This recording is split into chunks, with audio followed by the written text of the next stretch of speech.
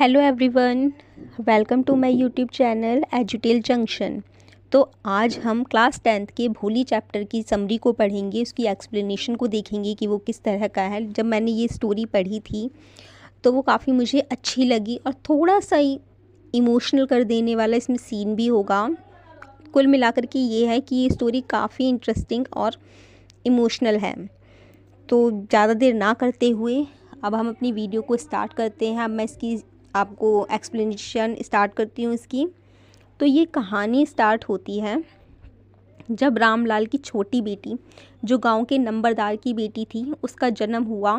तो भोली अपने और भाई बहनों की तरह गोरी और सुंदर थी, लेकिन जब वो केवल 10 महीने की थी तो वो खाट से गिर गई और उसके दिमाग का एक हिस्सा डैमेज हो गया। इसके अलावा 2 साल की उम्र में उसे चेचक हो गया, जिससे उसके चेहरे पर गहरे काले गड्ढे हो गए। उसका नाम जन्म के समय सुलेखा रखा गया था, लेकिन लोग उसे भोली कहने लगे क्योंकि वो गाय की तरह सीधी और भोली थी। उसने 5 साल की उम्र में बोलना शुरू किया, लेकिन बोलते समय वो हकलाती थी, जिससे दूसरे बच्चे उसका मजाक उड़ाते थे। इसलिए वो बहुत कम बोलती थी। उसके परिवार वाले भी उसे मूर्ख मानते थे और कोई भी उसकी केयर नहीं करता था। अब जो रामलाल थे, इनके टोटल 7 बच्चे थे, 3 लड़के और 4 लड़कियां। भोली के जो भाई थे, 3 भाई, रामलाल उन्हें पढ़ने के लिए भेजा करते थे। लेकिन जो उनकी बहन थी, भोली की सबसे बड़ी बहन राधा, उसकी शादी हो चुकी थी, और दूसरी बड़ी बहन मंगला, उसकी भी शादी फिक्स हो गई थी। तीसरी बहन चंपा, वो दिखने में काफ़ी सुंदर थी और हेल्दी भी थी, तो उसकी भी शादी में कोई प्रॉब्लम नहीं आती। अब जो रामलाल थे, वो केवल भोली को लेकर टेंशन में थे कि भोली अगली है, उसके फेस पे ऐसे मार्क्स हैं चेचक के, तो कौन उससे शादी करेगा। इसलिए वो उसके लिए थोड़े चिंतित रहते थे, वो उसे डम्ब समझते थे। लकीली गांव में लड़कियों के लिए प्राइमरी स्कूल खोला गया और तहसीलदार साहब ने उसका उद्घाटन किया। उन्होंने रामलाल को एक एडवाइस दी कि वो अपनी बेटियों को स्कूल भेजकर गांव के लिए एक एग्ज़ाम्पल पेश करें। रामलाल और उनकी वाइफ लड़कियों की एजुकेशन की बिल्कुल भी फेवर में नहीं थी, लेकिन तहसीलदार की बात रामलाल टाल भी नहीं सकते थे। इसलिए उन्होंने भोली को स्कूल भेजने का फ़ैसला लिया। भोली स्कूल के बारे में कुछ भी नहीं जानती थी, वो डरी हुई थी और जाने से बार बार मना कर रही थी। उसके मम्मी पापा ने उसे नए कपड़े दिए। पहली बार था जब भोली को नए कपड़े पहनने को मिले। इससे पहले वो अपनी बड़ी बहन चंपा के रिटायर कपड़े पहनती थी।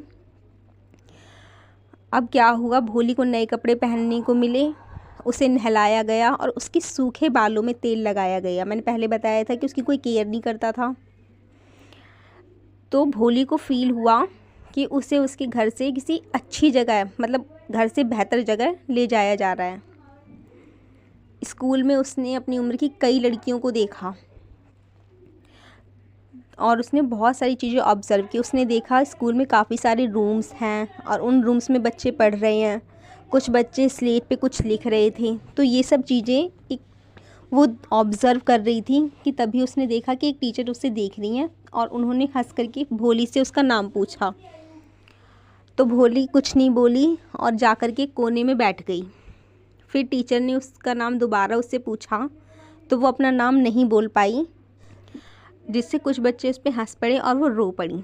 स्कूल की छुट्टी के समय टीचर ने उसे फिर से उसका नाम पूछा, तो वो सही से बोल नहीं पा रही थी, लेकिन टीचर ने उसको थोड़ा अप्रिशिएट किया, तो उसने अपना नाम जैसे तैसे हकलाते हुए बोल दिया।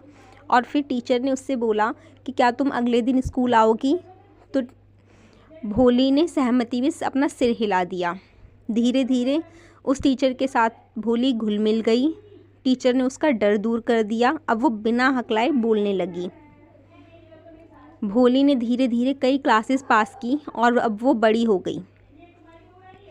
उसके पापा को उसके लिए एक शादी का प्रस्ताव मिला और ये प्रस्ताव विशंबर नाम का एक अमीर दुकानदार था, जो पड़ोसी गांव का था। उसकी उम्र लगभग 50 साल की थी और उसके पहले से बच्चे भी थे। रामलाल ने प्रस्ताव स्वीकार कर लिया। शादी के दिन विशंबर बारात लेकर आया तो भोली की जो बड़ी बहनें थीं वो ये देख कर के चिढ़ गईं। वो चाहती थी कि उनकी शादी इस तरह से धूमधाम से हो। लाल जोड़े में भोली को लाया गया। जब विशंबर ने वरमाला डालने वाले जैसे ही हुए कि तभी पीछे से एक औरत ने भोली का घूंघट उठा दिया और विशंबर ने उसके चेहरे पर चेचक के निशान देख लिए। पहले तो उसने शादी से मना कर दिया, लेकिन बाद में 5,000 रुपये दहेज में मिलने पर वो शादी के लिए एग्री हो गया। रामलाल ने उसे पैसे दिए और विशंबर ने अपने आप को एक विनर की तरह फील किया। लेकिन जब उसने वरमाला उठाई तो भोली ने उससे माला वापस खींच ली और उससे शादी से मना कर दिया। उसने विशंबर को लालची और कायर कहा। बारात को खाली हाथ लौटना पड़ा।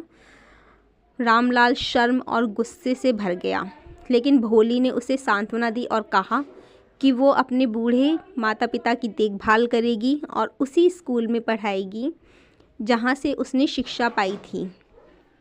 तो इस कहानी से हमें पता है क्या शिक्षा मिलती है कि शिक्षा एक व्यक्ति को आत्मनिर्भर और साहसी बना सकती है और हमें समाज में गलत प्रथाओं का विरोध करने की हिम्मत देती है। आई होप आपको ये स्टोरी अच्छी लगी होगी। तो प्लीज़ मेरे चैनल को सब्सक्राइब करें, लाइक करें, शेयर करें एंड थैंक्स फॉर वॉचिंग।